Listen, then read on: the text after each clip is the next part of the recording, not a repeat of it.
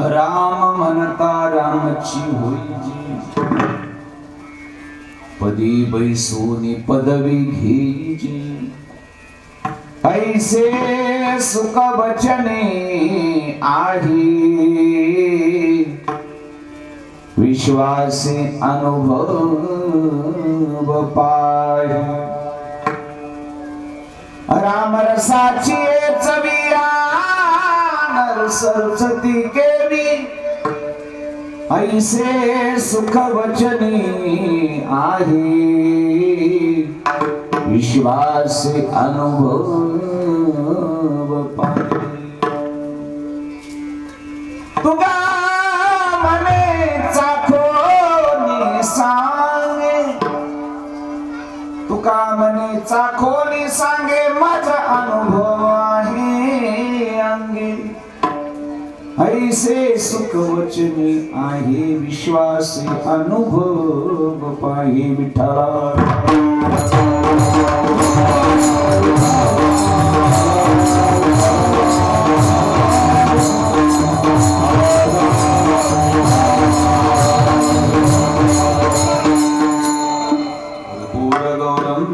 करुणावतारं संसार सारं भुजगेन्द्रः, सदा वसन्तं हृदयारविन्दे, भवं भवामि सहितं नमामि। पांडुरंगा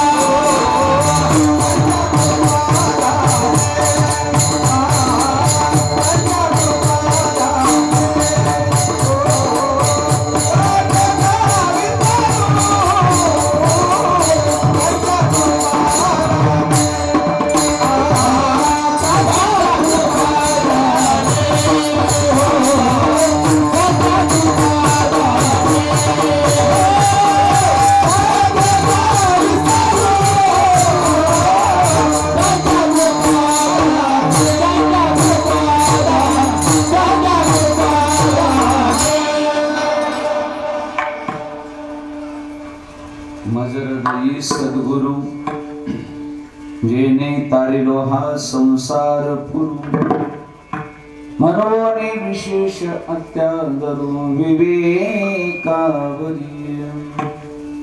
श्री संतांची या माता चरणावरी साष्टांग हे करी दंडवत, विश्रांती पावलो संभाळ, वाढले अंतरी प्रेम सुख, राम म्हणता रामची होईजे, पदी बैसोनी पदवी घेईजे, ऐसे सुख वचनी आहे, विश्वासे अनुभव पाही। सोमेश्वराच्या वास्तव्याने पुनीताने पावन झालेली ही पुण्यभूमी, आणि या पुण्यभूमीमध्ये मौजे जिरेवाडी वार्षिक नियमाप्रमाणे आबालवृद्धांच्या सर्वांच्या सहकार्याने, सर्वांच्या प्रेरणेमधून उत्साहाने रामनवमीचं औचित्य साधून अखंड विश्वाचं दैवत प्रभू रामचंद्राच्या जन्मदिनाचं, जयंतीचं, रामनवमीचं औचित्य साधून अखंड हरिनाम सप्ताहाची याही वर्षी स्थापना आणि या गोड भव्य दिव्य अखंड हरिनाम सप्ताहातील आजची चतुर्थ दिवसाची कीर्तन सेवा दिलेवाडीकरांचं आमच्यावर असलेलं अतूट प्रेम आणि प्रेमाचं नातं, हे या नात्याला अनुसरून आजची चतुर्थ दिवसाची कीर्तन सेवा तुम्हा सर्वांच्या समोर सोमेश्वराच्या चरणी समर्पित, यथामती यथावकाश समर्पित करण्याच्या उद्देशाने सेवेकरता निवडलेला अभंग महान संत जगदवंदनीय जगद्गुरु श्रीमंत श्री तुकोबार यांचा 4 चरणाचा आणि प्रभू रामचंद्राच्या नामाचं महत्व विशद करणारा अभंग विडाला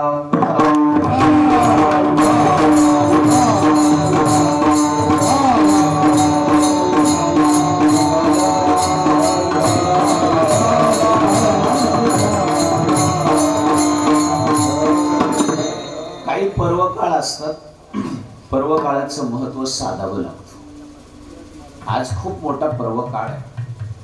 प्रभू रामचंद्राचा अवतार ज्या दिवशी मृत्यू लोकामध्ये झाला तो दिवस म्हणजे आजचा भाग्याचा दिवस आहे. कीर्तन रोजच चालले, रोज नवे विषय, रोज नवा कीर्तनकार आहे, सगळं चाललेलं आहे.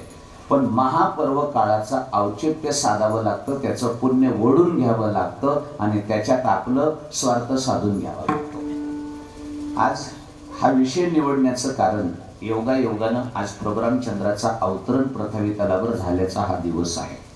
आणि मला वाटतं एवढा पुण्याचा भाग्याचा दिवस असताना आपण राम सोडता आज दुसरीकडे बोलणं म्हणजे अमृताच्या कुंभात उडी मारून तोंड मिटवणे. पिढ्याला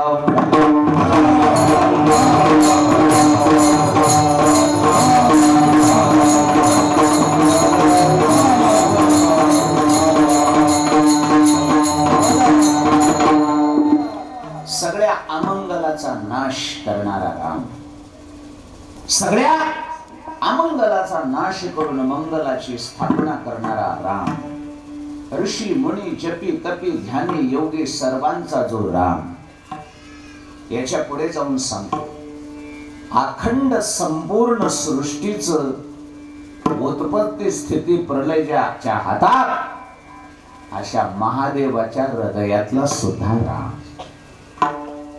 नुसता देव नाही, हा देव बरेच आहे, एक देव नाही, देवच देव आहे. आपल्याकडे 33 कोटी देव आहे. देव नाही, त्या सगळ्या देवांचा देव महादेव, त्याच्यावरी देव नाही. बरोबर, म्हणून त्याला कुठला देव म्हटलंय? नुसता देव नाही, देव दुसरे, पण सगळ्या देवाचा हा देव आहे, त्याचं नाव महादेव आहे. पण त्या महादेवाचाही जो देव आहे त्याचं नाव राम. विडाला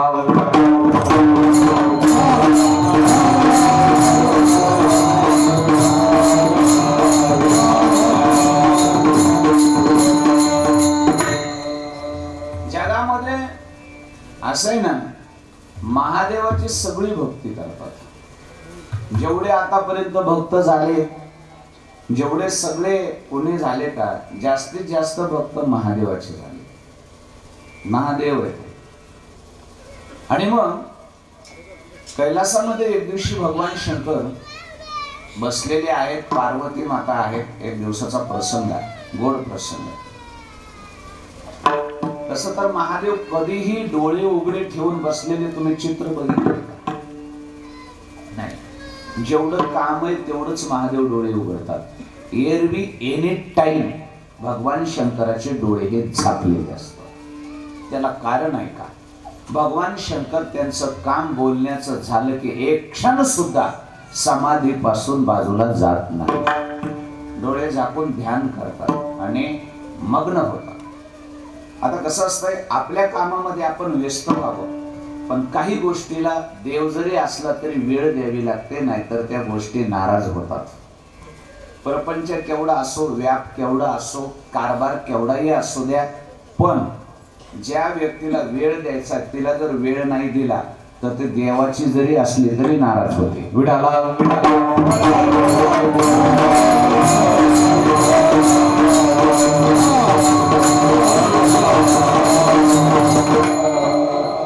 कोण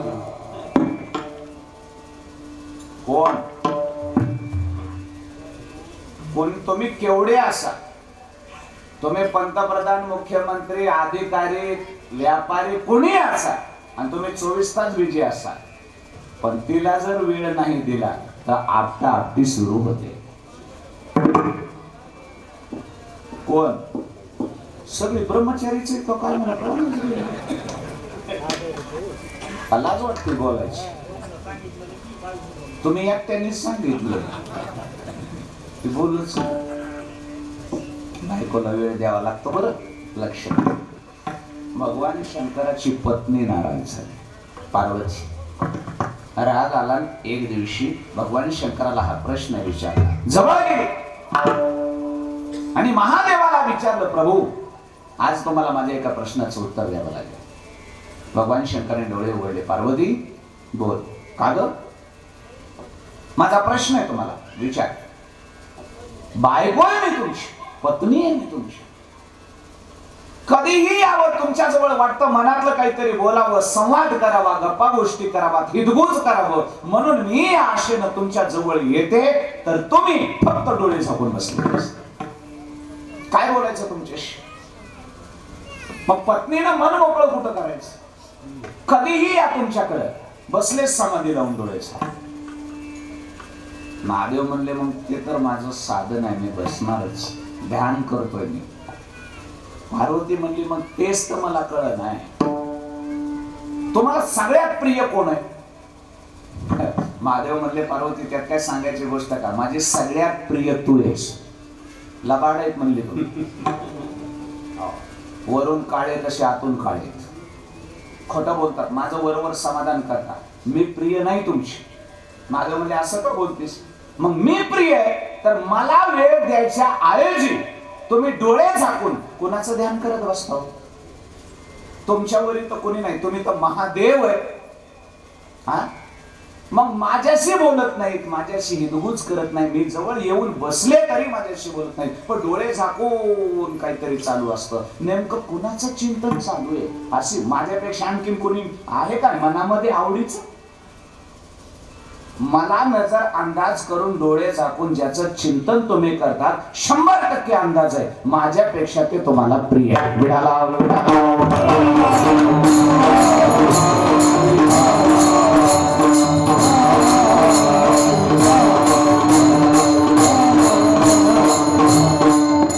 आणि मग महादेव पार्वतीला म्हणले, पार्वती माझ्या तुझ्यापासून काय लपवायचं, सांगू का तुला? ते म्हणले, सांगावे. खरंच सांगतो, प्रत्येक अवतारामध्ये तुझ्यासारख्या कितीतरी पार्वती जन्माला येतात आणि प्रलयाच्या शेवटी निघून जातात. हे माझ्या गळ्यामध्ये जी मुंडमाळ आहे का, मुंडक्याची माळ आहे भगवान शंकराच्या गळ्यात, तुझे जेवढे जेवढे अवतारामध्ये तू देह सोडून गेलीस का, त्याची आठवण म्हणून प्रत्येक अवतारातलं मुंडकं मी या माळेमध्ये ओळून ठेवले. इतके तुझे अवतार होतात. पण तुझ्यावर प्रेम नाही असं नाही माझं. चंद्र तेथे चंद्रिका, शंभू तेथे अंबिका. शंभू म्हटलं की अंबिकेशिवाय राहू शकत नाही, ब्रह्म मायेशिवाय आधुर आहे. तसं पार्वती तू माझी अंबिका आहेस, मी तुला नजर अंदाज कसा करू शकतो, पण खरं सांगू का, तुझ्याही पेक्षा एक अविनाशी तत्व माझ्या आवडीचं आहे, ज्याचा नाशच कधी होत नाही, आणि ते तत्व मी माझ्या ध्यानामध्ये चिंतन करतोय, आणि त्या तत्वाचं नाव आहे राम. कोण आहे तो? आत्मा तो शिवाचा.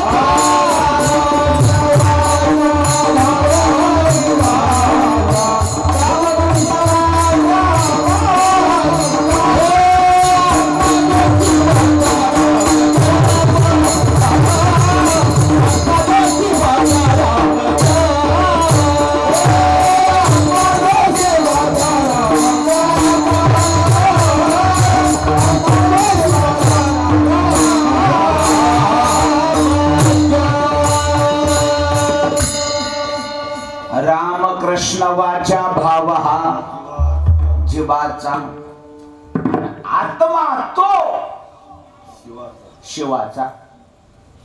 कोणता शिवा? खाल्ल्या वाड्यातला नाही, महादेवाचा. भगवान शंकर म्हणतात पार्वती तुझ्यावर प्रेम नाही असं नाही, पण खरं सांगू का, माणूस सगळ्यात जास्त प्रेम कशावर करतो? बोला, सगळ्यात जास्त प्रेम माणूस कशावर करतो माहिती आहे तुम्हाला?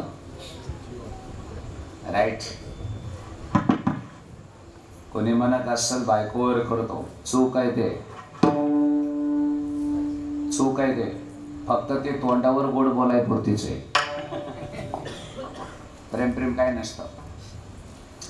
माणूस सगळ्यात जास्त प्रेम करतो धनावर, संपत्तीवर, सत्तेवर, बायकोवर, लेकरावर. असं जर कोणी म्हणत असेल तर ते बिलकुल चूक आहे. शेवटच्या टोकाला ज्यावेळेस माणूस जातो का त्यावेळेस त्याचं खरं प्रेम कळतं. ज्यावेळेस सगळं सोडून माणसाच्या जीवावर येतं का माणूस सगळ्याला सोडतो, स्वतःला जतन करतो. पिढाला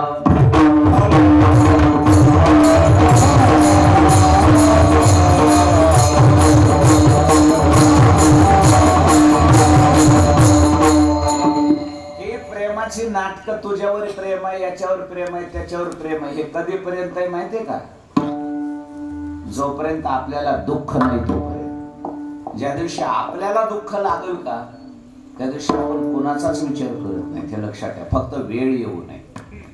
वेळ आल्यावर कळतंय, असं कळत नाही. खरंय का खोट आहे? वेळ वाईट आली की सगळं कळतं. सगळ्यात जास्त माणूस प्रेम करतो आपल्या आत्म्यावर, आणि केलंच पाहिजे, कारण ते आपलं स्वरूप आहे. अरे एखाद्या दिवशी डॉक्टरना सांगितलं काही उपयोग नाही, तुमच्याकडे खूप कमी दिवस उरले. डॉक्टर, माझ्याकडे जेवढी संपत्ती मी तेवढी द्यायला तयार आहे, फक्त मला. गेला का संपत्तीवर प्रेम? म्हणजे संपत्ती गेली तरी अडचण नाही, मला त्याची गरज नाही, पण मला हे इथं आलं का, हे मला आहे ना, हा शब्द लक्षात ठेवा. हे सांगायचंय तुम्हाला, मला वाचवा. अहो पण असं कसं? पत्नी, मुलं यांचं काय? यांच्यासाठी काहीतरी, मला काही गरज नाही कुणाची, ते त्यांचं ते बघतील. काही असो, बोलत बोलत माणसामध्ये जाऊ द्या बाबा तिकडं सगळं, मला माझ्या जीवाचं पडलं. ह्याच्या पुढं सांगता आता आलं इथं आपल्या शरीरावर. एखाद्याच्या इथं जर काही झालं ना, कॅन्सर झाला ना, तर माणूस अगोदर हातावर प्रेम करत नाही का? पण हाताला जर कॅन्सर झाला ना, माणूस सरळ सांगतो डॉक्टर हात तोडा, पण मला. हे मला लक्षात ठेवा बरं का. म्हणजे आता हातावर प्रेम म्हणजे हात तोडायची तयारी, हात गेला. नंतर ऐका, तोच जर इथं आला तर माणूस सरळ सांगतो साहेब इथून तोडायचा असला तरी तोडा, काही अडचण नाही, एका हातानं काही बंद पडत नाही, पण मला. हे मला, हे मला म्हणजे कोण आहे? मी म्हणजे कोण आहे? दुसराही हात तोडावा लागेल. डॉक्टर म्हणला तोडावं, दोन्ही तोडा, काही अडचण नाही. बिना हाताचे काय माणसं जगत नाहीत का? दोन्ही गेले तर जाऊ द्या, पण मला. हे मला कोण आहे? पाय बी तोडावे टाकतील, तोडा तोडा, पण मला. अरे मग हात गेले, पाय गेले, सगळं चाललंय, धन गेले, संपत्ती गेली, पत्नी गेली, मुलं गेलं, शरीर बी चाललं, शरीर बी तुमचं कापून टाकायची तयारी आहे, पण तुम्ही म्हणतायत की मला वाचवा. हे मला कोण आहे याचं उत्तर द्या. म्हणजे देह सुद्धा गेला तरी तुम्हाला गम नाही. म्हणजे देहाच्या नंतर बोलणं हे, देह गेला तरी जाऊ द्या, पण मला वाचवा. हे जे मला आहे का त्याचं नाव आत्मा आहे. पिढाला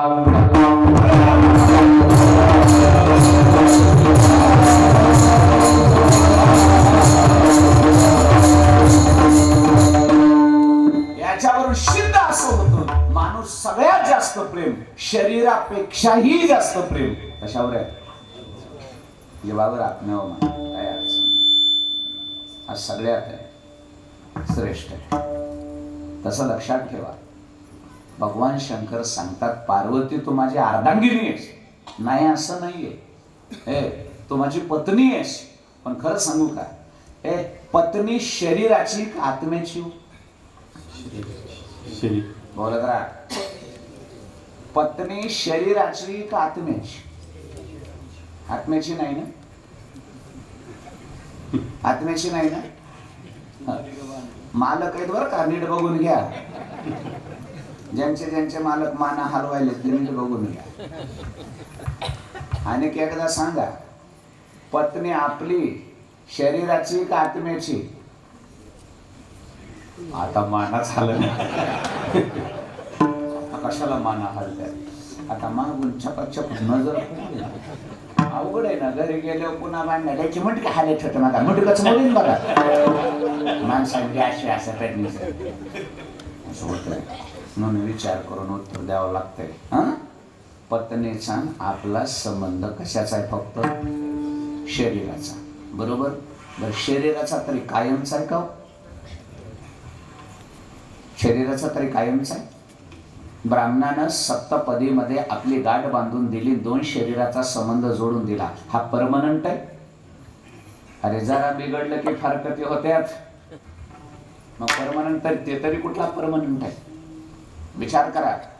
हे जे नाते प्रेमाचे, हे नाते आम्ही जोडलेले बळच नाही असं नाही, निभवावे लागतात. तो भाग निराळा आहे, आम्हाला म्हणायचं नाही. पण खरं सांगू का, या सगळ्यांपेक्षा सगळं सोडल्यानंतर जिथं प्रेम शेवटला येऊन टेकतं त्याचं नाव आत्मा आहे. भगवान शंकराने सांगितलं, पार्वती तू अर्धांगिनी आहेस, तुझ्यावर प्रेम नाही असं नाही, पण तुझ्या नंतर माझं जिथं प्रेम जाऊन शेवटला टिकतं तो म्हणजे आत्मा, तो शिवाचा रामज.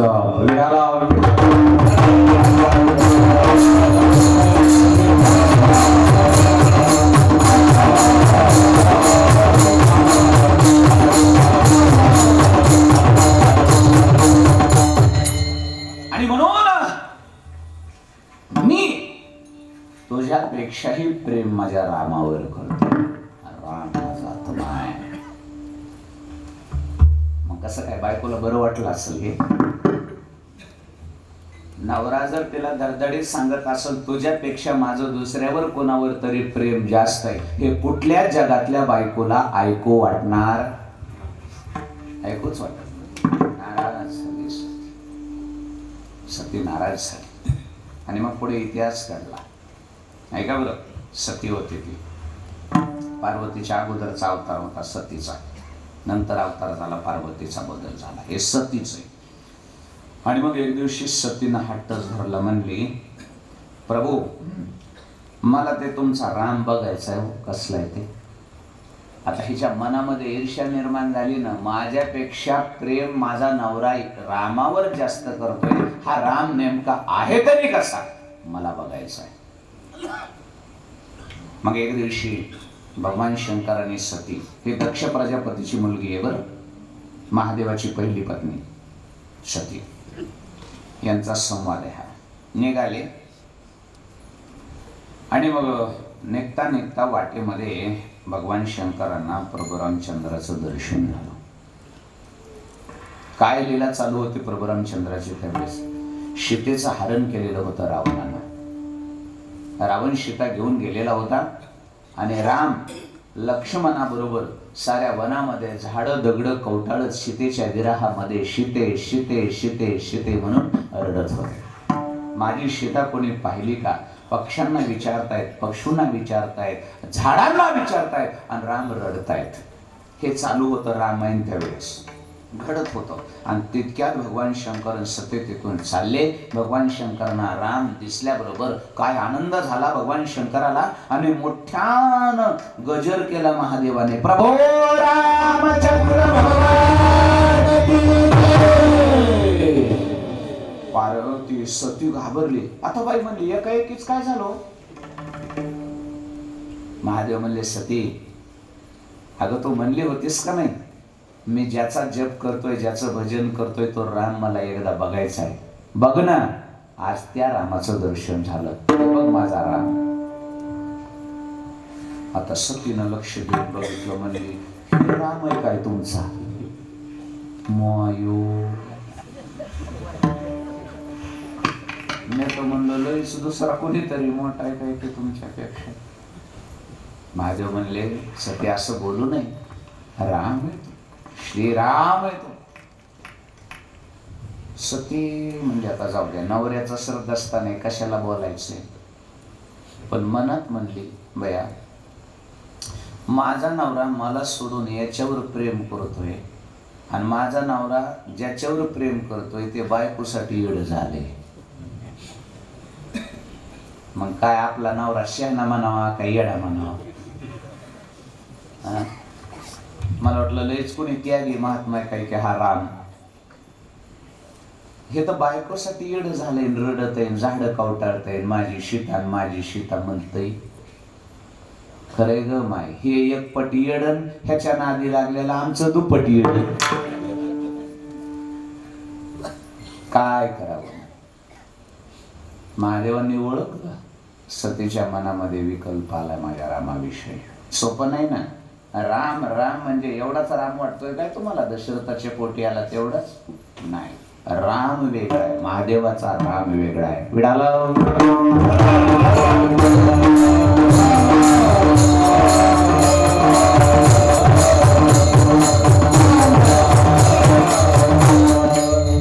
पुढे गेले, एका वृक्षाखाली विश्रांतीला बसले.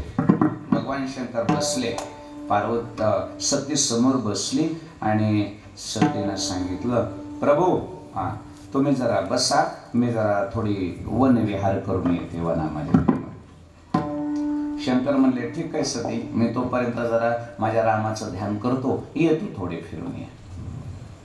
आता सतीच्या डोक्यात एवढंच की हा राम देव कसला, बायकोसाठी रडणारा आणि बायकोसाठी झाडं कवटाळणारा देव कसा काय असू शकतो.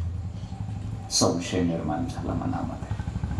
आणि एक सांगू का तुम्हाला, श्रद्धास्थानाच्या ठिकाणी संशय निर्माण झाला की श्रद्धा संपली. विडाला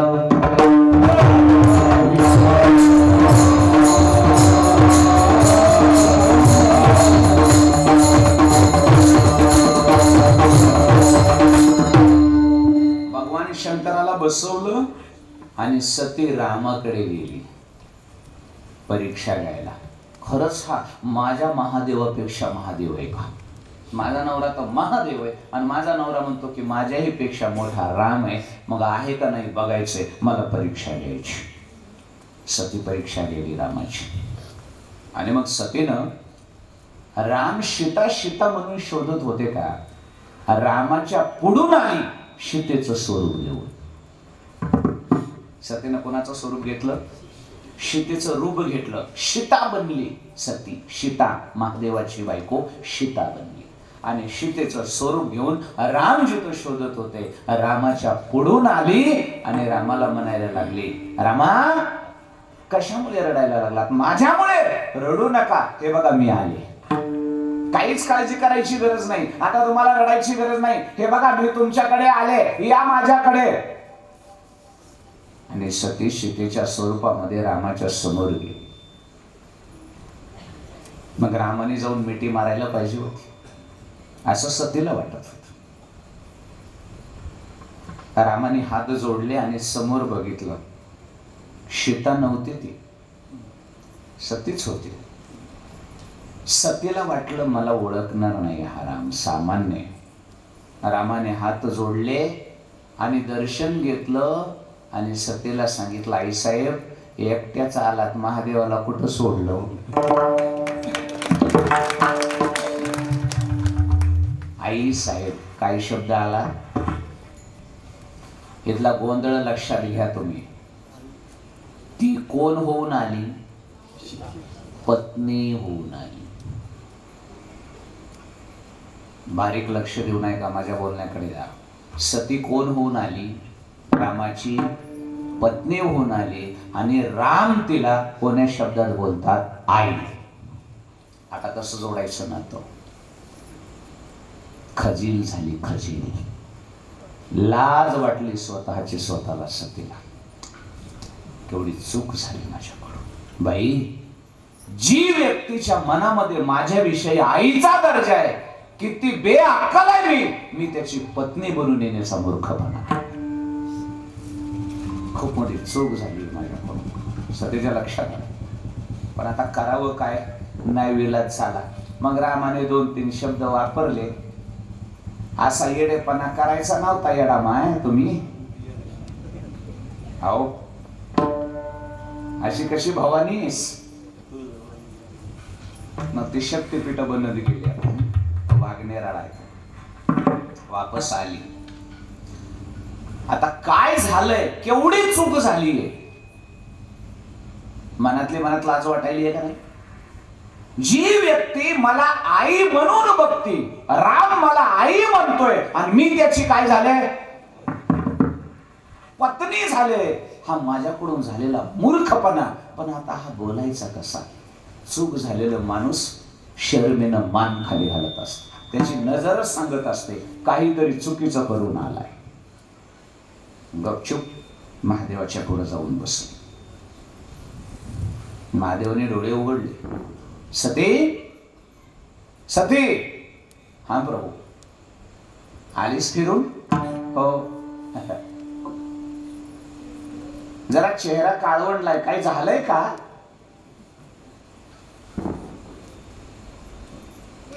सती म्हणली काही नाही झालं. कुठं काय झालंय, फिरून आले. छान आहे वन, चांगलंय, छान आहे. देवाच्या बायका खरं बोलत नाही, तुम्ही लय नाराज होतो. महादेवनं ओळखलं ही खरं बोलत काहीतरी झालंय. आता तो महादेव की महाराज, त्याला काय सांगायची गरज आहे काय झालंय. भगवान शंकराने ओळखलं सतीनं मूर्खपणा केलाय, मूर्खपणा केलाय. आणि मग महादेवाने सतीला सांगितलं, सती. महादेवाने शेजारचं वामांगी जे आसन होतं का सतीचं रोजचं, रोज सतीला आसन बसायला कुठं होतं, वामांगी. तिथलं आसन उचललं भगवान शंकराने. बोलले काहीच नाही, आसन उचललं समोर ठेवलं. याचा अर्थ असा होतो, महादेवाने त्या दिवशी सतीला सांगितलं आजपासून तुझं माझं पती पत्नीचं नातं संपलं. का. राम माझा पिता आहे आणि सीता माझी माता आहे. महादेवाचं बोलणं कळतंय तुम्हाला, ऐका. महादेव रामाला पिता मानतात आणि सीतेला माता मानतात. सती, आजपर्यंत तू माझी पत्नी होतीस, पण आज तू कुणाचं स्वरूप घेतलंस, सीतेचं. आणि सीता माझी कोण आहे, मग आता तू माझी पत्नी कशी. इथून पुढे तुझं माझं नातं पती पत्नीचं नाही. माझी तू आई झालीस. तिथून पुढे भगवान शंकरांनी सती बरोबर कधीही कसल्याच प्रकारचा पत्नी सारखा व्यवहार केला नाही केला. मग नवरा आपल्याशी नवऱ्यासारखं वागत नाही म्हणल्यावर कुठल्या बायकोला राहू वाटलं नवऱ्याजवळ. सांगा. सोन्याचा ढिगही असू द्या त्या बाईला, पैशाच्या ढिगावर बसू द्या, पण नवरा नवऱ्याच्या पद्धतीनं जर बायकोशी राहत नसेल तर कुठलीच बायकोचं मन नांदायला लागत. आणि मग सती उदार आपल्याकडून चूक झाली. आपण परब्रह्म निष्काम राम या तत्वाची परीक्षा घेण्याचा मूर्खपणा केला. माझ्या महादेवाच्या श्रद्धास्थानाचं परीक्षा घेण्याची चूक माझ्याकडून झाली आणि माझ्या पतीनं माझा त्याग केला. की ज्या पतीला दक्ष प्रजापती स्वतःचा बाप त्याच्या विरोधामध्ये जाऊन मी महादेवाशी लग्न केलं. सतीला सहजासहजी महादेव मिळाला नव्हता. आलं लक्षामध्ये. सगळ्या कुटुंबाचा बापाचा विरोध करून सतीनं महादेवाशी लग्न केलं होतं. एवढा मोठा त्याग करून सतीनं महादेव मिळवता आणि एका रामाच्या चुकीमुळे सतीनं महादेव गमावला. ताप व्हायला लागला सतीला. आणि सतीनं ठरवलं आपल्याला जगायचं, जगून उपयोग नाही. आणि मग पुढे दक्ष प्रजापतीचं यज्ञाचं निमित्त झालं. ते निमित्त होतं बरं का, नीट आहे का.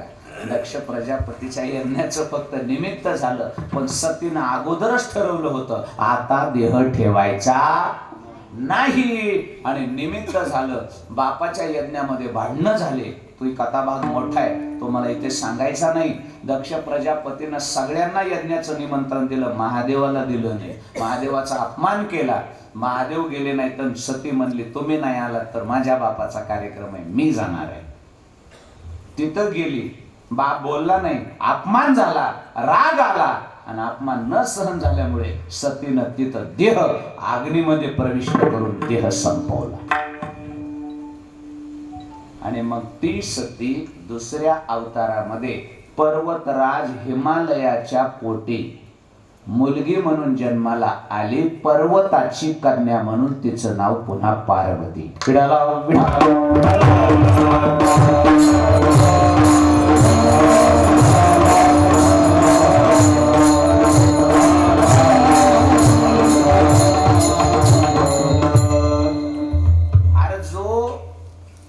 रामासाठी पत्नीचा त्याग करू शकतो, त्या महादेवाचं रामावर किती प्रेम आहे हे कळलं या कथेतून तुम्हाला. म्हणून आत्मा तो शिवाचा. एनी टाइम कधीही जा भजन करी महादेव.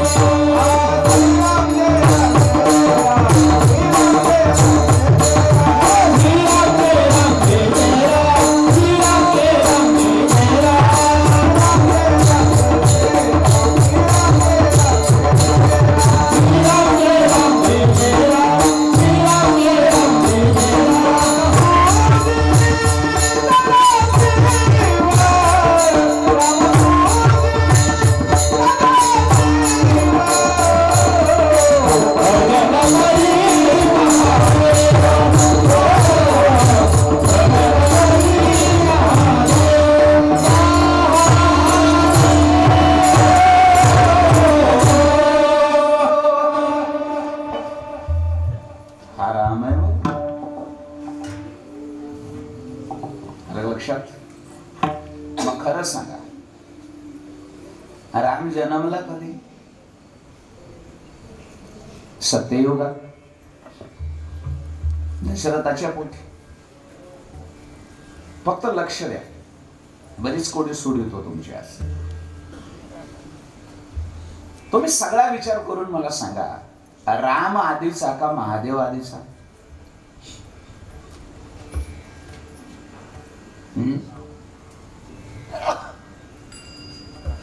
राम आधी का महादेव आधी? अरे बाबा, राम दशरथाच्या पोटी जन्मला. दशरथाचा बाप आज राजा आहे. हे सूर्यवंश आहे, खटवांग आहे. अंबरीश राजा त्याच कुळातला, दिलीप त्याच कुळातला, सगर त्याच कुळातला, खटवांग त्याच कुळातला. खटवांगाचा दीर्घ भाऊ, दीर्घ भाऊचा रघु, रघुचा आज, आजचा दशरथ, दशरथाचा राम. बरोबर आहे की नाही? ही वंशावळ रामाची आहे. मग कोणाला काय म्हणायचंय? यांच्या अगोदर महादेव जन्मलेला नसल?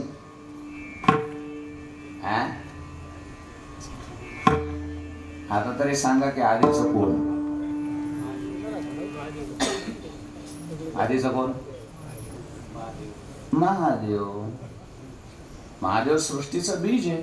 नंतर सृष्टी उत्पन्न झाली, ब्रह्मदेव उत्पन्न झाला, सगळी वंशावळी तयार झाली. मग चंद्रवंश निर्माण झाला, सूर्यवंश निर्माण झाला. मग चंद्रवंशात कृष्ण आला आणि याच्यामध्ये सूर्यवंशामध्ये राम जन्माला आला. हे झालं नंतर. हे कधी? सृष्टीच्या नंतर. सृष्टी निर्माण झाल्यावर 4 युग आली, बरोबर आहे का नाही? त्या 4 युगापैकी एक युग आलं सत्ययुग, आणि त्या सत्ययुगामध्ये दशरथाच्या पोटी राम जन्माला आला.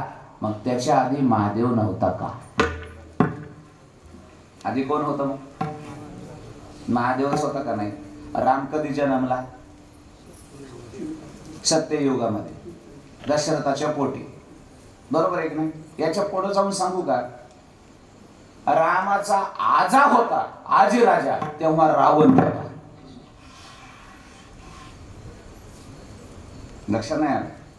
रामाचा बाप नाही, रामाचा आजोबा आजी राजा ज्यावेळेस राज्य करीत होता का अयोध्येमध्ये, त्यावेळेस रावण होता. आणि तो रावण आजी राजाला आक्रमण करून मारायला आलता. बरं, तशी कथा निघते. म्हणजे राम जन्माच्या अगोदर कोण होता? तुम्ही म्हणाल असं कसं काय? 14 चौकड्या होतं त्याला. किती होते? चौकड्या, बरं का, चौकड्या नाही. चौकड्या म्हणजे 4 युगाची एक चौकडी. जसं आपण म्हणतो का चौकड्या पद्धतीचा अभंग, तसं द्वापार, त्रेता, सत्य आणि कलियुग या 4 युगाची एक चौकडी. अशा किती चौकड्या आयुष्य होतं त्याला? 14 चोख 56 युग रावणाचा आयुष्य होत. म्हणजे राम जन्माच्या अगोदर 2 पिढ्या रावण होता. मग थोरलं कोण? रावण का राम? रावण. आणि तो रावण भीक मागून सगळं ज्याच्याकडून आणत होता तो महादेव. ते कवाच असं सांगावं? आता तरी नाही का कळालं कोण आधीच आहे ते? महादेव आधीच आहे ना. मग महादेवाच्या नंतर राम जन्मला दशरथाच्या पोटी. मग राम जन्माच्या अगोदर जे महादेव भजन करत होता तो राम कोणता? बोला. पटलं तरच हो म्हणा, विनाकारण हो म्हणू नका. राम महादेवाच्या नंतर जन्मले का नाही? हा, सूर्यवंश निर्माण झाला, सूर्यवंशामध्ये वंशावळ चलत आली, दशरथ राजाच्या पोटी राम जन्मला, बरोबर आहे का नाही? मग हे तर पुढं झालं. पण त्याच्या अगोदर महादेव तर कितीतरी होते अनादिकालापासून. मग राम तर पुन्हा जन्मले म्हणायचंय का नाही तुम्हाला? मग राम जन्माच्या अगोदर जे महादेव भजन रामाचं करत होता तो राम कोणता? वा, विडाला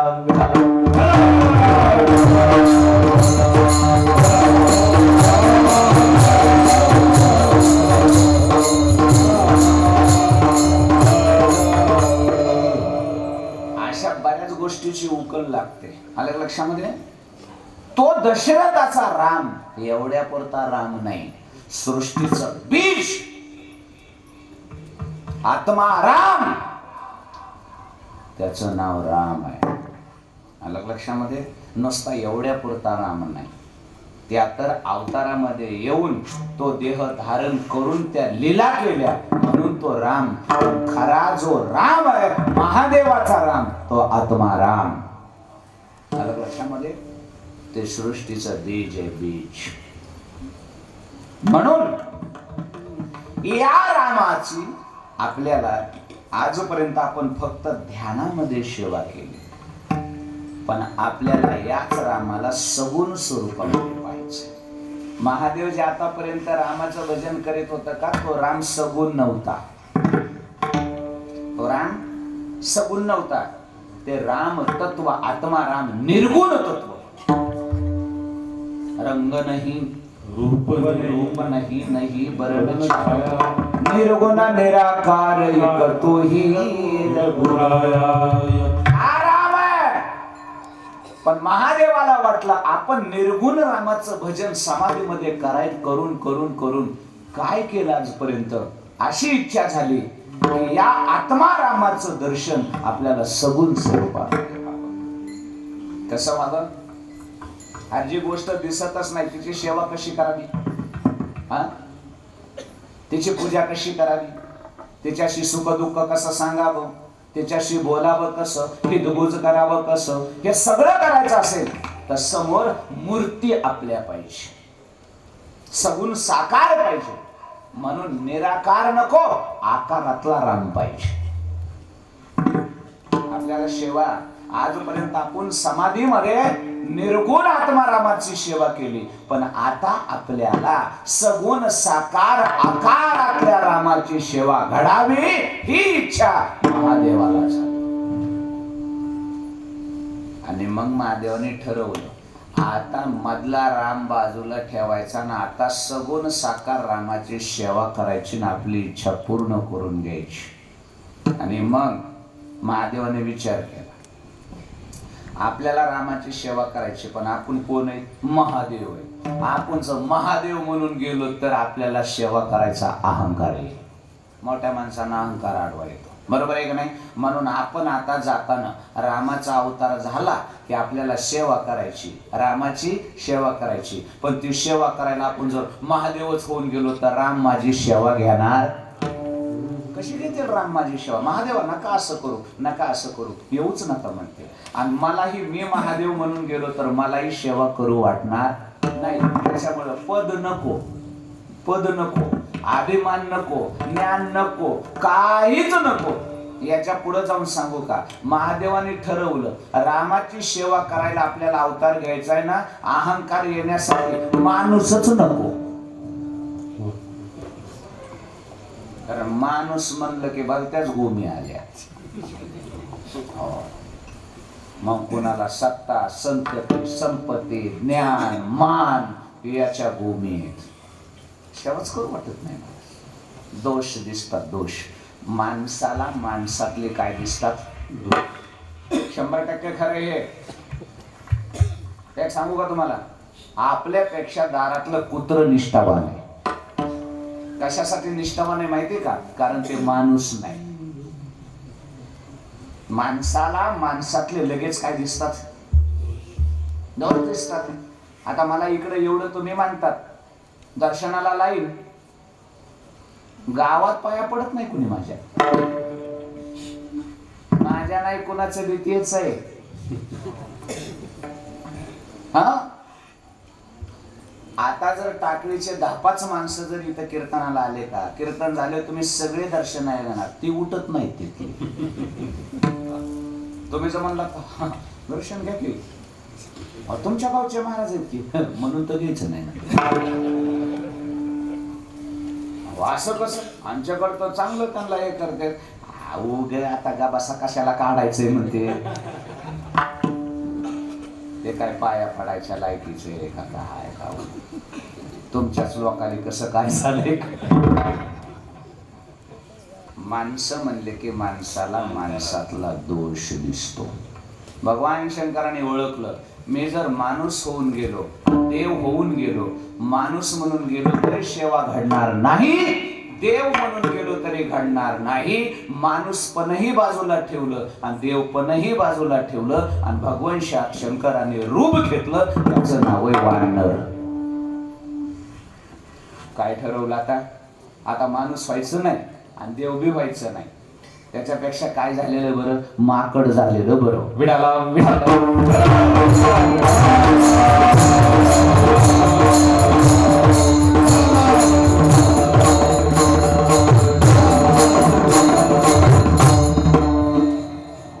कळालं का मी कुणावर बोलायला होते, तेवढे तर तुम्ही शाने आहेत की, काय सांगायची गरज नाही. भगवान शंकराने कोण्या रूपामध्ये आले, आणि निमित्त केलं, निमित्त अंजनीच्या तपासाठी, अंजनीच्या तपासाठी, अंजनीच्या तपासाठी, अंजनीच्या तपासाठी, अंजनीच्या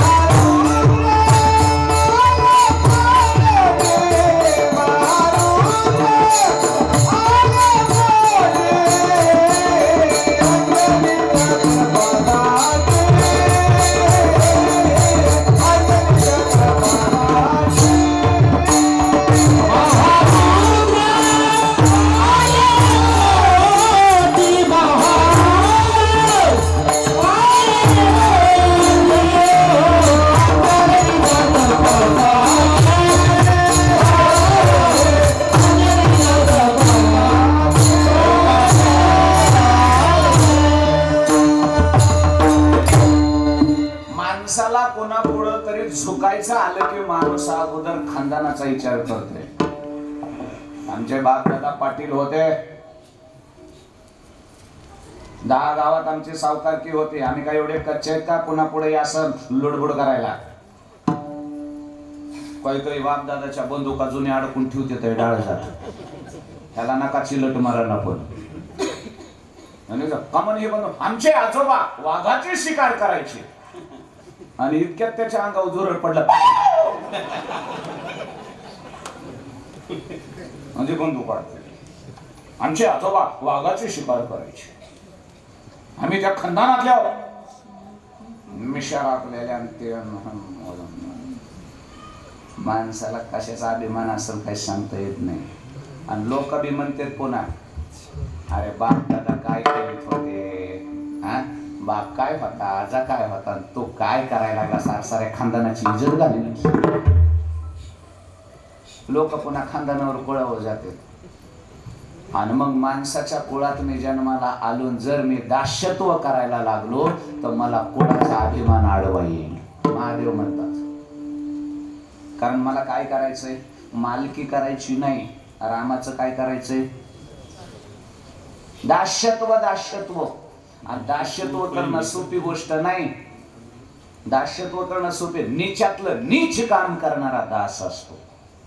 हा कामारी बटीक सेवेचा सेवक, दीनपणे रंगते ते मले. नीच काम करायची म्हणजे बघ, मी जर चांगल्या कुळात जन्माला आलो, राजकुळात जन्माला आलो आणि राजाच्या मोठ्या समाजाच्या मोठ्या कुळात जन्माला आलो आणि मी जर नीच काम रामाचं दास्यत्व करायला लागलो तर आपल्याला कुळाचा अभिमान आडवाय. लोक नाव ठेवतील, कोणा कुळात जन्मलंस आणि काय काम करायला लागलंस, कुळाची इज्जत घालवलीस. त्याच्यापेक्षा माणसाच्या कुळातच नको. मग कपी कुळी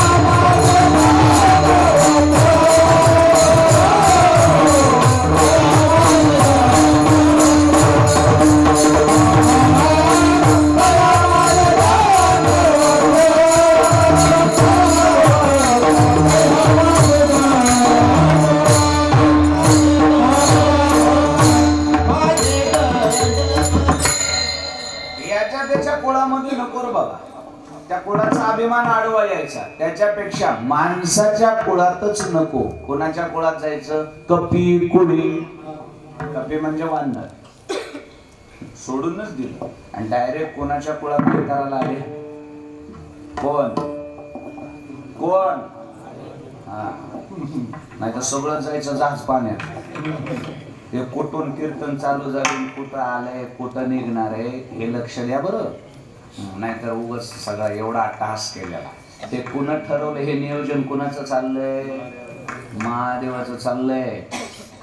कारण हे प्रेम आहे रामावरचं, या पठ्याचं बाबाचं. या प्रेमासाठी तो कोणत्या थराला चाललाय उगा ऐका. विडाला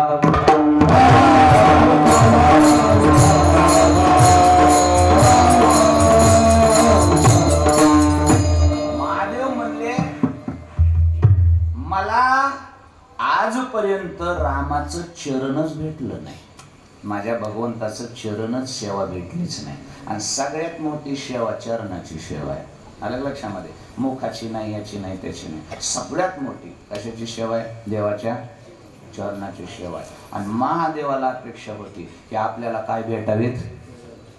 चरण भेटावेत. पण करावं काय?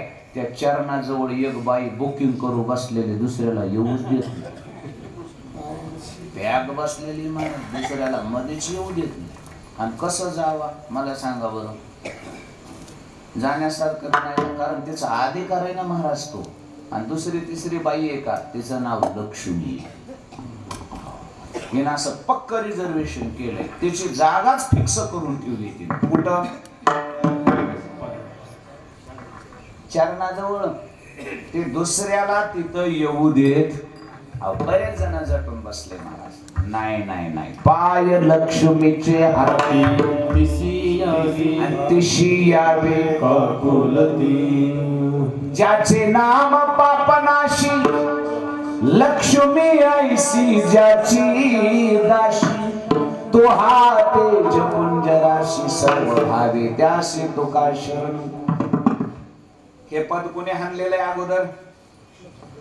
दास्यत्व आणि चरणाचा दास्यत्व करण्याचा मान आणि अधिकार हा कुणी घेतलेला आहे? देवाचा. बायकोनं. मग एखादी गोष्ट बायकोनं घेतलेली असल्यावर आपल्याला ती म्हणता येत? तिचा अधिकार आहे तो. महादेव म्हणले, आता भगवंताच्या चरणाचं दास्यत्व तर लक्ष्मी मातेनं घेतलंय, म्हणजे देवाच्या पत्नीनं घेतलंय. आपल्याला तिथं डिस्टर्ब करता येत? आणि मला तर काय पाहिजे? चरणाचं दास्यत्व. मग आता मला चरणाचं दास्यत्व करायचंय म्हणलं काहीतरी डोकं लावावं लागल. म्हणून हे डोकं लावलं. कोणतं? माकड होण्याचं. आणि अशी आयडिया केली महाराज, अशी आयडिया केली. राज सिंहासनावर बसल्यावर, फोटो बघितला असला तर तुम्ही, बघितला असेल तुम्ही, मध्ये राम बसलेत. मध्ये सिंहासनावर राम बसले आणि त्याच्या शेजारी सीता बसलीये. रामाच्या शेजारी एका बाजूला लक्ष्मण आहे, पाठीमागून भरत आहे.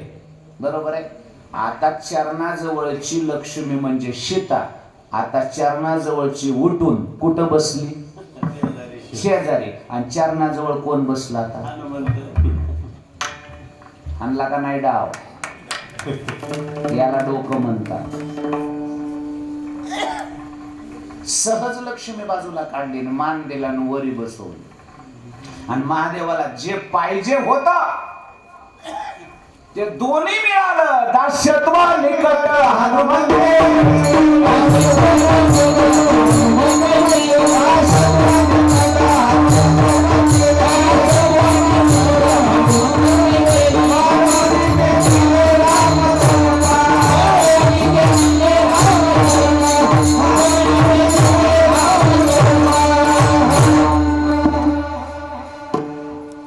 जमले का नाही काला? हे सोपं नव्हतं लक्ष्मीला बाजूला कडून चरणाची सेवा दास्यत्व आपल्याला घ्यायचं. पण हनुमंतानी महाराज हे करून दाखवलं. सीता मातेला आईचा दर्जा दिला, वर बसवलं आणि भगवंताच्या चरणाची सेवा स्वीकारली महाराज. हे महादेवाचं आहे बरं. हे सगळं कोणी घडवलंय? महादेवाने. कशासाठी? रामाच्या चरणाची सेवा मला मिळावी. दास्यत्व निकट निकट म्हणजे जवळ. लक्ष्मी इतकं जवळ देवाच्या कुणी नव्हतं, पण लक्ष्मीपेक्षाही निकट आणि जवळ जाऊन रामाचं दास्यत्व केलं. त्याचं नाव हनुमंत. आणि नुसता हनुमंत नाही, तोच हनुमंत म्हणजे महादेव. विडाला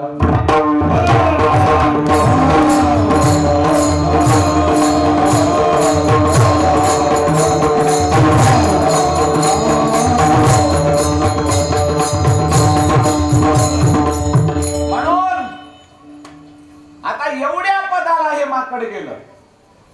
आता सेवा केली म्हणजे काय, आता सामान्य राहिलंय.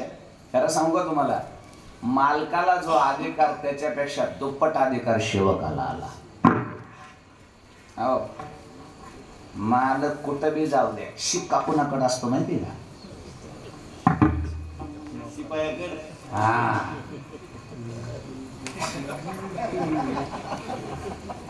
जे कोणीच करू शकत नाही ते कोण करू शकते? तुम्हाला बघायचं का, तुम्ही मंत्रालयात बी जा, केवढाही अधिकारी असू द्या, त्याचं चलत नाही. पण खाल्ल्याकडेची फाईल उपसून आणून टेबलवर ठेवायची ताकद आहे कोणाची? त्याला काही साधं समजू जाऊ नका. काही करू शकताय ते, काही करू शकताय का? आणि अधिकारी सुद्धा, केवढाही अधिकारी त्या सेवकाला काहीही बोलू शकत. त्याला कारण काय माहिती तुम्हाला? त्याला दोन कारण आहेत. त्याला अधिकारी दुखवू शकत नाही. त्याचं पहिलं कारण आहे त्यानं केलेली त्याची सेवा. त्यानं त्याची केलेली सेवा. आणि नंबर दोन, त्याच्या हाताने ह्यानं खाल्ल्याला मिळावा. दोन्ही ऍडजस्ट केलेलं असतंय त्यानं. फक्त आमच्या हनुमंत सेवकाच्या हाताने काय आमच्या रामानं मेवा खाल्लेला, ते इथल्या सेवकाचं चाललंय. म्हणून आता नीट ऐका, ताकद किती आली माकडामध्ये. आता राम पाहिजे असेल, ज्याला कोणाला राम पाहिजे असेल तर डायरेक्ट राम भेटत नाही. आता ज्याला ज्याला वाटत असेल की मला राम मिळावा, त्यानं डायरेक्ट रामाकडे जायचा, मूर्खपणा करायचा नाही. ज्याला राम पाहिजे त्यानं अगोदर कोणाचे पाय धरायचे? रामाला डायरेक्ट नाही जायचं. शरण शरण आणि तुम्हालो, आणि मग त्याला विनवायचं, त्याला विनवायचं. आता तुम्ही मला राम मिळवून द्या. म्हणून एक लक्षात ठेवा, अगोदर हनुमानजी प्रसन्न झाल्याशिवाय रामाची भेट होतच नाही. काय अधिकार प्राप्त झाला? महादेवाची कला बघितली का? हा, महादेवाने हे पद प्राप्त केलंय. आणि महाराजांनी सांगितलं, तुम्हाला जर देव पाहिजे असेल ना, अगोदर हरी पाहिजे असेल ना, हरी प्राप्तीशी उपाय. अनेक सांगू का, ज्याला मारुती मिळाला त्याला राम मिळालाच. मिळाला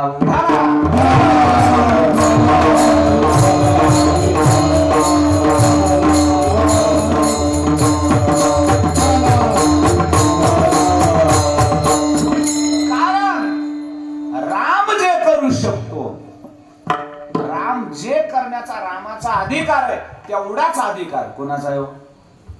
मारुतीचा अधिकार आहे, लक्षात घ्या. उलट रामाला जे जमलं नाही ते कोण केलं?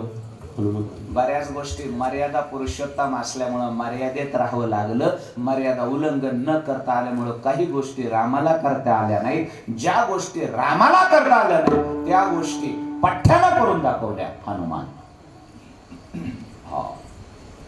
काही गोष्टी नाही करता आल्या रामाला, नावेलाच होता, पण त्या गोष्टी मारुतीरायाने स्वतःवर वडून केल्या. मग खरं सांगा, राम मोठा का हनुमान मोठा? बोला बरं.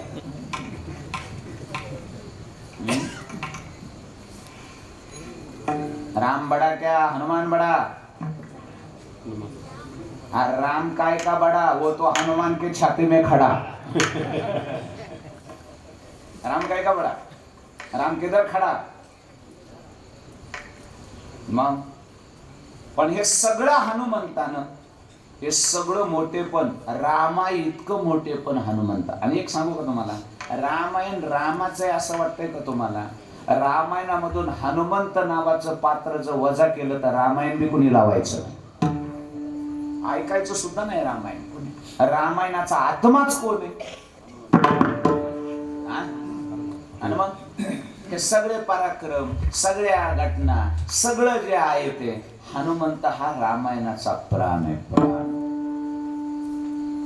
का कारण ते पद प्राप्त राम नाही रामाचं पद प्राप्त झालंय आणि ते रामाचं पद हनुमंताला प्राप्त का झालं रामाच्या भजनानं झालं अभंगाचं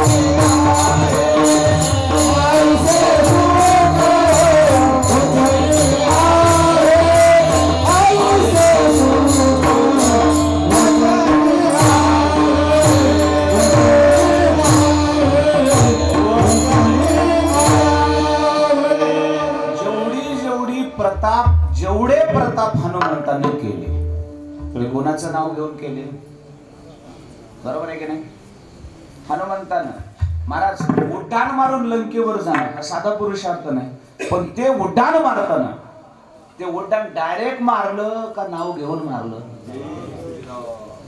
राम म्हणता हा शब्द लक्षात ठेवा हे सगळे कामं झाली फक्त एकाच कारणामुळं राम म्हणता हनुमंताचे काम उघड झालेले नाही हनुमानजी म्हणतात ही कामं माझ्यामुळं नाही झाली माझ्या रामामुळं झाली नाही तर द्रोणागिरी उचलणं माझ्यासारख्या माकडाचं काम असतंय काय द्रोणागिरी येतो पण तो सहज उचलला फुलासारखा म्हणले का त्याला कारण होतं मी राम म्हणलो की मी हनुमान राहत नव्हतो मी राम म्हणलो की मी राम व्हायचो आणि राम ते करायचो हे माझ्या रामाची ताकद हनुमानजी स्वतः सांगतात ओढाण मारलं मी कुठं मारलं पण मी माझ्या रामाचं नाव घेतलं राम म्हणलो की माझ्या अंगामध्ये राम संचारायचा आणि मग ते काम मी सहज करायचो आणि लोक नाव मग यायचे हनुमंताने केलं म्हणायचे नाही मी राम म्हणलो की माझ्यात राम संचारायचा म्हणून काम व्हायची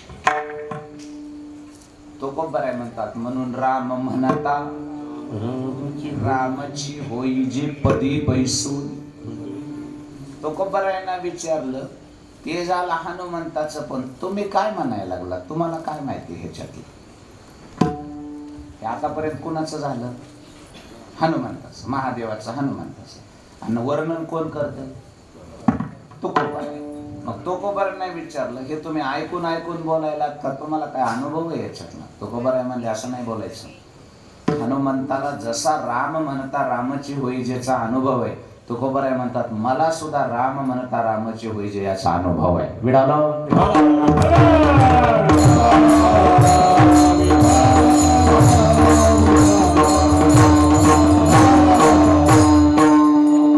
विचारलं, तुम्ही 16व्या शतकातले रामायण सत्ययुगातलं तुम्ही होतात का? त्या टायमाला रामायणामध्ये तुम्हाला काय अनुभव रामाचा? उगा आपला ऐकू बोलतात. तुकोबाराय नाही म्हणले, तो का म्हणे चाकोरी सांगे माझा अनुभव आहे, असं बोलत नाही मी. चाखलीये राम नामाची चव मी स्वतः, आणि मला अनुभव आलेला आहे म्हणून म्हणतोय राम म्हणता रामाची होई. तुकोबाराय पण हे पटनावं आम्हाला. तुम्हाला काय संबंध आहे रामाचा अनुभव यायचा? तुम्ही त्या टायमाला होते का? आणि मग कसं म्हणतात अनुभव आहे अंगे? जरा याची थोडी उकल करून सांगा. 11 वाजल्या तरी पण आता कसं करावा?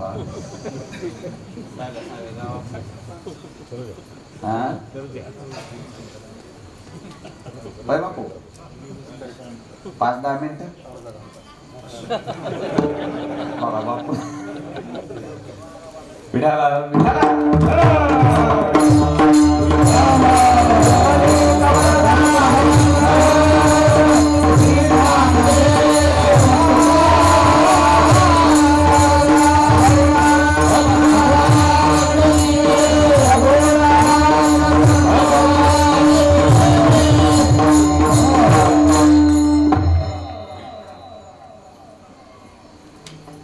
रावणाकडं शिष्टाईला माणूस पाठवायचा होता. म्हणले युद्धाच्या अगोदर थोडं काही मिटलं तर मिटलं. कसं असते कुठल्याही राजाचं युद्धाच्या अगोदर हे एक पाऊल असतं शांततेच, की बाबा निष्पाप लोक मरण्यापेक्षा रक्ताच्या नद्या वाहण्यापेक्षा कुठंतरी तह झाला शांततेत मिटलं तर बरे. आणि म्हणून आपला संदेश तिकडं पाठवण्यासाठी तिकडला ऐकण्यासाठी जो दूत पाठवला जातो त्याला शिष्टाई म्हणतात. काय म्हणतात त्याला? शिष्टाई. पण ज्याला शिष्टाईला पाठवायचा आहे तो माणसामध्ये काही गुण लागतात. कोणी बी शिष्टाईला पाठवून जमत, योग्य बोलला पाहिजे, आपल्या कळवळ्याचं बोलला पाहिजे, आपल्या मालकाच्या चतुराईनं गुण तिथं मांडले पाहिजेत. हे सगळे गुण त्याच्यात पाहिजेत. बुद्धिमान पाहिजे, बलवान पाहिजे, सगळ्याच गोष्टी पाहिजेत. शिष्टाई करायला जाणं म्हणजे कोणाचंही काम नाही. पांडवांनी शिष्टाई करायला कोण पाठवलं होतं? कृष्णाला पाठवलं होतं, उगीच नाहीये. मग 18 पद्म वानरामध्ये प्रभू रामचंद्राने विचार केला की शिष्टाईला पाठवावं कोणाला, असा कोण असं. आणि मग सगळ्याचं निरीक्षण केले. बघ हनुमंताला विचारण्यात आला, हनुमंता रावणाकडे शिष्टाईला जायचंय म्हणजे सोपं नाही. तो 10 तोंडानं बोलणार आहे, सोपं नाही त्याच्यापाशी बोलणं. मग असा कोण असं ज्याला शिष्टाईला पाठवावं? हनुमानजीने सांगितलं, प्रभू या 18 पद्म वानरामध्ये निष्ठा तुमच्यावर प्रेम, मेला तरी तुमच्या चरणावरची निष्ठा ढाळणार नाही, प्राण गेला तरी तुमच्याशी गद्दार करणार नाही, शत्रू पक्षात जाऊन मिळणार नाही, असा एकच पठ्य आहे. बलवान, बुद्धिमान, निष्ठावान, आणि त्याचं नाव आहे अंगद. कोण आहे? अंगद आहे. बरोबर. विचार करा किती विश्वास आहे कोणावर? अंगदावर. विश्वास ठेवायसारखा विषय नाही. अरे ज्याचा बाप रामानं अंगदाच्या देखत बाण मारून मारला. अंगदाची पार्श्वभूमी लक्षात घ्या तुम्ही. अंगदाच्या डोळ्या देखत रामानं वालीला मारलं. आपल्या बापाला ज्या रामानं मारले त्या रामाच्या चरणावर निष्ठा ठेवणं सोपं काम आहे? याला निष्ठा म्हणतात. आपण गबसून बापाच्या बदला घेतला असता, पण अंगद येतो. आणि मग अंगदाची निष्ठा प्रेम पाहून अंगदाची निवड केली आणि शिष्टाईला अंगद दिला. झोपू नका, 5 मिनिट महिला मंडळ. तुम्ही असं समजू नका मला सगळं दिसतंय, फक्त चष्म्यावाले म्हाताऱ्याचा मेळ लागत नाही. चमकतोय पडून असं जाग आहे त्या झोपलं ते पण मी काय म्हणणार नाही, पण तुमच्याच इमानदारीनं होऊ द्या. अंगदाला पाठवलं. अंगद शिष्टाईला गेला लंकेला, लक्ष देऊ नाही का. आणि तिथं गेल्यावर आता अंगद म्हणजे काय साध्याचं पोरं काय का महाराज, ज्याच्या बापानं रावणाला 7 बऱ्या बगलात दाबून स्नान केलं. हे रावण जे मोठ्या मोठ्या बाता हानीत होता का, मी लय बलवा नाही, त्या रावणाला बगलात दाबून 7 समुद्राची संधी केली. तो पठ्ठ म्हणजे वाली. त्या वालीचा पोरगा कोण, आणि त्या अंगदानं रावणाचं पोरग आणि अंगद एका गुरुकुलात शिकायला होते. एका गुरुकडं रावणाचं पोरग आणि अंगद, आणि तिथंही त्या रावणाच्या पोराला अंगदानं कितीतरी वेळेस ठोकून काढले. विचित्र होतं नाव असते. आणि त्या पोराचं नाव मेघनाथ होतं, म्हणजे पुढला इंद्रजित. तो त्या इंद्रजिताला अंगदानं किती वेळ मूर्छित होईपर्यंत मारलं होतं. असली ताकद होती कुणा. हो, अंगद मनात म्हणायचा कुणी बी आडवा यावं, पण मेघनाथाची भेट होऊ नये तिथं, कारण जुनी दुश्मनी. म्हणून मग गुरुनी शाप दिला अंगदाला बरं का, राग राग गुरुकुलामध्ये, इथून पुढे जर मेघनाथाला हात लावशील तर तुझा मृत्यू होईल. गेले अंगद. दरबार भरलाय, लक्ष देऊ नाही का, दरबार भरलाय. आणि दरबारामध्ये अंगद गदा घेऊन एंट्री झाली. आणि रावणाला नमस्कार बिमस्कार काही केला नाही. तिथं जाऊन, याला निष्ठा म्हणतात, जय श्रीराम उडी मारली. राग आला रावणाला, हे माकडा, रावणाच्या दरबारात आहेस, माझा जय जयकार कर. अंगदानं सांगितलं नाही, त्रिभुवनामध्ये कुठे जरी गेलो, माझा स्वामी माझी निष्ठा, जय जयकार फक्त माझ्या रामाचा. पटलं तर ऐक, नाही तो गबूस. सुरू झाली शिष्टाई. कालास कोण आहेस? रामाचा दूत आहे. ओळख कशी सांगितली? वालीचा पोरगा नाही, अंगद म्हणून नाही, मी कोण आहे म्हणून नाही. कोण आहेस? मी कोणी असलो तरी बाकी नंतर बघू, पहिली माझी ओळख आहे, मी रामाचा दूत आहे, मी रामाचा सेवक आहे. कालास शिष्टाईला आलोय. सुरू झालं. आणि अंगदानं सांगायला सुरुवात केली, रावणा, युद्ध चांगलं नाही. एवढं मोठं साम्राज्य धुळीस मिळत, एवढा प्रपंच उभा केलायस कष्टानं, युद्ध चांगलं नाही. सीता मातेला इज्जतीनं प्रभू रामचंद्राच्या चरणाजवळ नेऊन ठेव, रामाचं दर्शन घे, शरण जा, उद्धार होईल, हे माझं सांगणं आहे. आणखीनही शहाणा हो. कोण सांगताय? अंगद सांगत होता. पण रावणाला कळण्याच्या पलीकडचं होता. रावणामध्ये अहंकार होता. रावणानं सांगितलं, हे माकडा, तू शिकवतोस का मला आता मी काय करायचं ते? तुला माहित नाही माझ्यात ताकद किती आहे. तुझा तो वनवासी राम माझं काय करणार आहे वेड्या?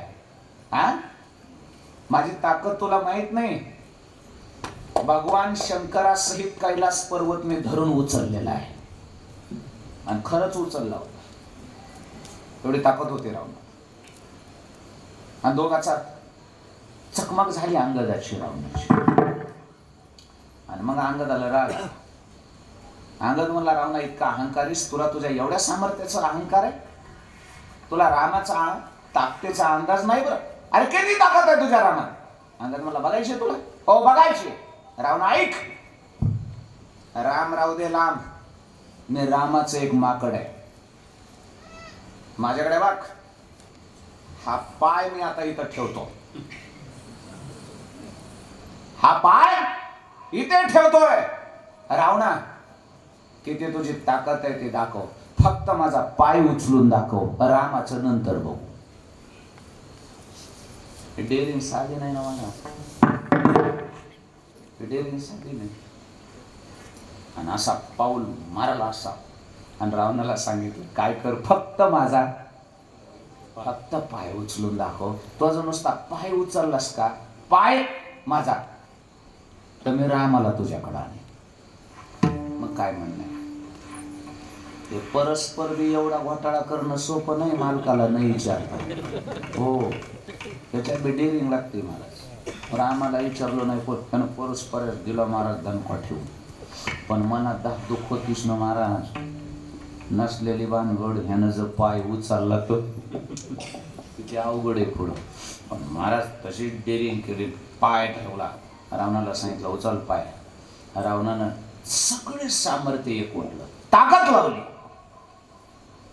अंगदाच्या पायाला मिठी मारली, पाय उचलायला लागला रावण. कैलास पर्वताला उचलायला जेवढी ताकद लावली त्याच्या दुप्पट ताकद रावणानं अंगदाचा पाय उचलायला लावली. तिळभर सुद्धा पाय हल्ला नाही. घामाघूम झाला. रावण बाजूला सरकला, हार झाली आणि शेवटी हा विषय संपला. अंगद माघारी आला आणि हा झालेला प्रकार अंगद वापस आल्यावर वानरांना रामाला सांगत होता. तिथं काय काय झालं म्हणून. मी पाऊल ठेवला आणि रावणाला तो पाऊल उचलला नाही. ती आजूबाजूची माकडं म्हणले परस्पर असलं कुठं करायची गरज आहे. नसलेला पाऊल फिर उचलला असता तर इज्जत जायचा धंदा होता का नाही. कुठं हा तुला कसा काय विश्वास पटला रावणाला तुझा पाय उचलायचा नाही म्हणून. अंगद काय म्हणला माहितीये का. अंगद म्हणला मलाही कळा नाही कसा उचलला नाही.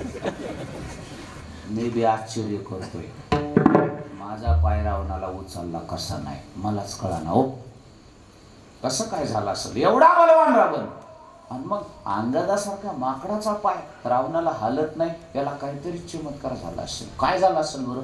मग हनुमानजी म्हणले अंगदा मी सांगतो तुला रावण एवढा बलवान असून तू एक साधं माकड असून तुझा पाय रावणाला का हल्ला नाही त्याला कारण आहे. कारण तू पाय असा फिरवून ठेवताना काय म्हणला होतास. जय श्रीराम म्हणून पाय ठेवलास का. ज्यावेळेस तू राम म्हणून पाऊल ठेवलास त्यावेळेस तू अंगद राहिला नाहीस. राम म्हणलास आणि पाऊल ठेवला त्यावेळेस तू राम झालतास. रामाचा पाऊल रावणाला उचललंच. लक्षात आलं. गदा तू अंगद राहिला नाहीस. राम म्हणून तू डेअरिंग करून पाऊल ठेवलास का. अंगद नाही राम म्हणता रामची तू अंगद राहिला नाहीस. राम म्हणल्यावर राम झालास. तुझ्या अंगामध्ये राम संचारला आणि प्रभुरामचंद्राची ताकद एवढी आहे. प्रभुरामचंद्राची ताकद एवढी.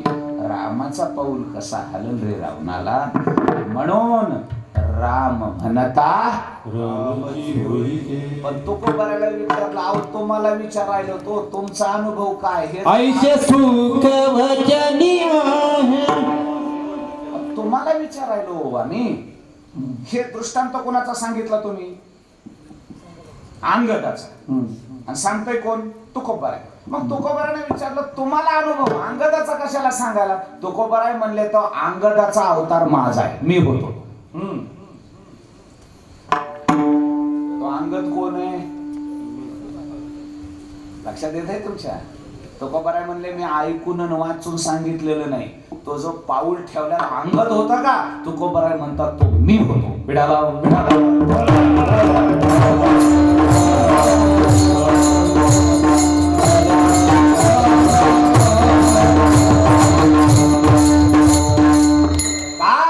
जे जे झाले अवतार तुकारामांचे.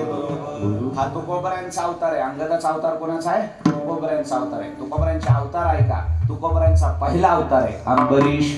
एकादशीचं व्रत केलेला जो अंबरीश राजा आहे हा जगद्गुरु तुकोबारायांचा पहिला अवतार आहे. तुकोबारायांचा दुसरा अवतार आहे का भक्त प्रल्हाद. हिरण्यकश्यपाचा मुलगा प्रल्हाद हा तुकोबारायांचा अवतार आहे. अंबरीश प्रल्हाद आणि राम अवतारामध्ये तेच तुकोबाराय कोणाच्या रूपाने आले. अंगदाच्या रूपानं तुकोबाराय तिथं हजर आहेत. बरं त्याच्या पुढला अवतार आहे का तुकोबारायांचा कृष्ण अवतारामध्ये उद्धव. किती झाले 4 झाले का. अंबरीश प्रल्हाद अंगद आणि उद्धव किती झाले 4. आता 5वा चौयुगाचा भक्त नाम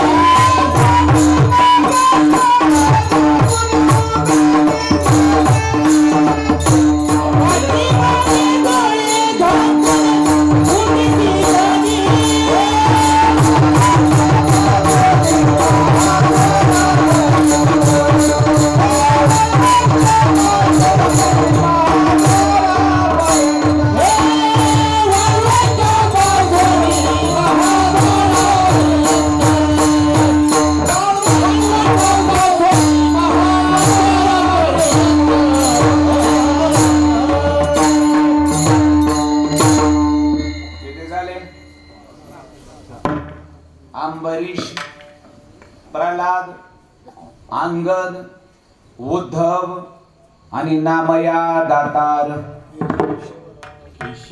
नामदेव महाराज किती अवतार आहेत तुकोबरायांचे? 5वा, बरोबर. आणि नामदेवाच्या नंतर जगद्गुरु तुका अवतार.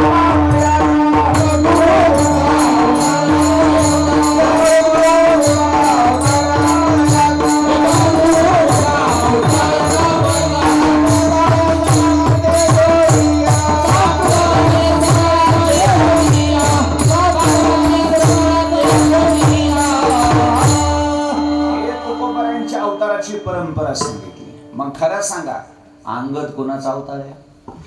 आता तरी पटलं का नाही? अंगद हा तुकोबऱ्यांचा अवतार आहे. तुकोबराय म्हणतात आता राम म्हणल्यावर रामच होतय, हे ऐकून सांगत नाही. तुका म्हणेचा कोणी सांगे,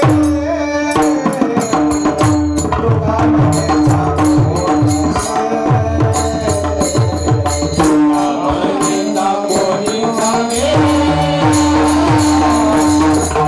कोणी सांगे.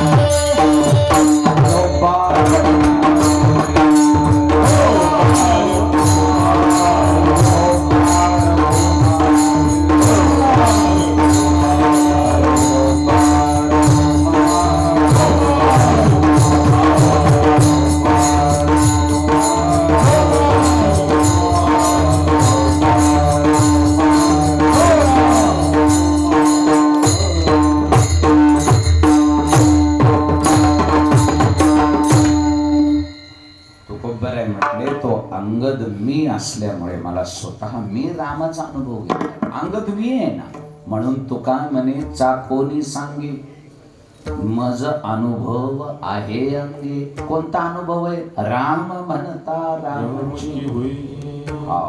आणि ज्याला अनुभव घ्यायचा आहे, ज्याला विश्वास नसल त्यानं स्वतः अनुभव घ्यायचा, मग बोलायचं. ऐसे सुख वचनी आहे विश्वासे असो. असं हे रामाचं आणि शिवाचा अतूट नाथ. ही राम शब्दाची ताकद, राम नामाची ताकद, आणि त्या राम शब्दावर आणि त्या राम जपावर अतूट असं आत्म्याप्रमाणे प्रेम करणारा भगवान शंकर. हे एकमेकाचे तरी गोडी साखरेच्या. योग चांगला होता. दिवस रामनवमीचा आणि दरबार सोमेश्वराचा आहे की नाही. मला वाटलं सोमेश्वराचा म्हणजे महादेवाचा दरबार आणि रामाचा जन्म, दोघांचं प्रेम सांगण्यासारखा आजच्या सारखा योगच दुसरा नाही म्हणून विषय. नाही तर मग तुम्हाला मी आधीच विचारलं होतं घ्यायचंय का दुसरा अभंग म्हणून, आहे की नाही. पण भगवान शंकराच्या सोमेश्वराच्या दरबारामध्ये त्यांच्या आवडीचा विषय राम, आणि त्या रामाचं वर्णन यथामती यथावकाश अल्पबुद्धी अल्पमताने आपल्या तोडक्या मोडक्या वाणीनं या ठिकाणी करण्याचा प्रयत्न केला. योग्य असेल ते माझ्या सद्गुरू एकनाथ महाराजांचं, चूक असेल तो माझ्या वाणीचा दोष. पुन्हा एकदा समस्त गावकरी मंडळी, आबाल वृद्ध, भजनी मंडळी, आयोजक नियोजक मंडळी, तुम्हा सर्वांच्या चरणी कोटी कोटी दंडवत आणि प्रणाम. सोमेश्वराच्या कृपेनं आपली ही परंपरा नाम सप्ताहाची, अखंड हरिनाम सप्ताहाची अशीच अखंडित चालू आहे, चालू राहील. याच्या पुढे सोमेश्वराच्या चरणी एकच मागणं मागतो, सोमेश्वरा तुझ्यासारखा देवही मिळणं कठीण आणि तुझी सेवा करणारं जेरेवाडी सारखं गावही देवाला मिळणं कठीण. तुम्ही म्हणाला असं कसं कसं? अरे भक्ताशिवाय देवाला किंमत नाही. नाहीतर देवाला देव पण कुणी आणलं? मग वारीच नाही, जत्राच नाही भरले देव. भक्तही पाहिजे, देवाचंही भाग्य लागतं. देव म्हणतो माझा जय जयकार करून माझा मोठेपणा करणारे भक्त मला मिळणं हे माझं भाग्य. तसं हे चांगलं कॉम्बिनेशन आहे, जिरेवाडी आणि सोमेश्वर दोन्ही भाग्य. फक्त आता एवढंच जाता जाता सोमेश्वराच्या चरणी तुम्हा सर्वांच्या वतीनं एवढीच प्रार्थना, हे तर चालेलच, पण या जिरेवाडी ग्रामस्थांच्या या भूमीमध्ये येणाऱ्या चंद्र सूर्य तोपर्यंत यांच्या पिढ्या सुखानं नांदोत आणि तुझी सेवा त्यांच्या हातानं अशीच भेटत राहो, अशी सोमेश्वर प्रार्थना वाणीला पूर्ण दिला. किंबहुना तुमचे केले धर्म कीर्तन सिद्धी नेले, तीत माझे जे उरले पायी कपन ज्ञानेश्वर.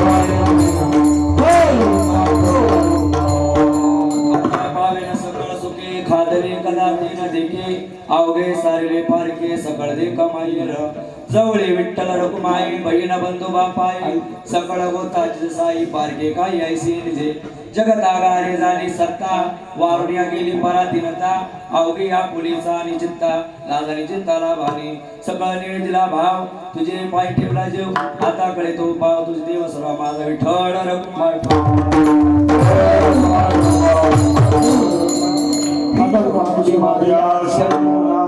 पंढरीचा संत सरकार पंढरीचा चंद्रभागेष्णा पंढरीचा मागणी कतुल प्रति आहे या संताशी निर्विहीची मजदे मने आता उदार तू होई या संताशी निर्विहीची मजदे